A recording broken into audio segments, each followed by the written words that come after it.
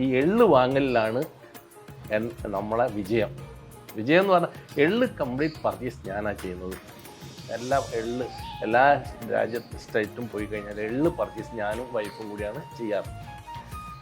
എള്ള് വാങ്ങലാണ് ഇതിൻ്റെ ഏറ്റവും വലിയ അതാ. ഇതെല്ലാവരും വിചാരിക്കുന്നത് എന്താ അവർക്ക് ഇത് ഭയങ്കര ഒക്കെ ആയല്ലോ, നമുക്കെന്താ തുടങ്ങിയാൽ. അങ്ങനെ തുടങ്ങിയ കുറേ ആളുകളുണ്ട്. ഇത് എപ്പോഴും നമ്മൾ ഒരു ബിസിനസ് തുടങ്ങുന്ന സമയത്ത് അതിനെ പറ്റിയിട്ട് ആധികാരികമായിട്ട് അറിഞ്ഞിരിക്കണം. അറിയാണ്ട് നമ്മൾ എന്ത് സംഗതി ചെയ്തു കഴിഞ്ഞാലും നമ്മൾ എന്ത് പ്രശ്നം എന്താണെങ്കിലും അതിനൊരു ഗുരു വേണം. ഒരു തെങ്ങ് കയറ്റക്കാരനാണെങ്കിൽ തെങ്ങ് കയറ്റക്കാരനോട് ചോദിച്ചു എങ്ങനെയാണ് ഇത് കയറുകയെന്ന്, അല്ലെങ്കിൽ എങ്ങനെയാണ് വീണ് ഊരാൻ മുറിയും.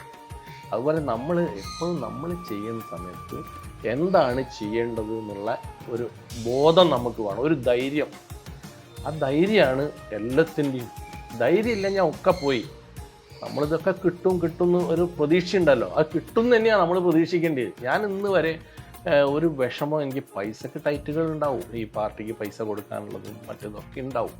പക്ഷെ അതൊക്കെ നമ്മൾ തരണം ചെയ്യാൻ നമുക്ക് മനക്കരുത്തുണ്ടെങ്കിലേ അത് സാധിക്കുള്ളൂ.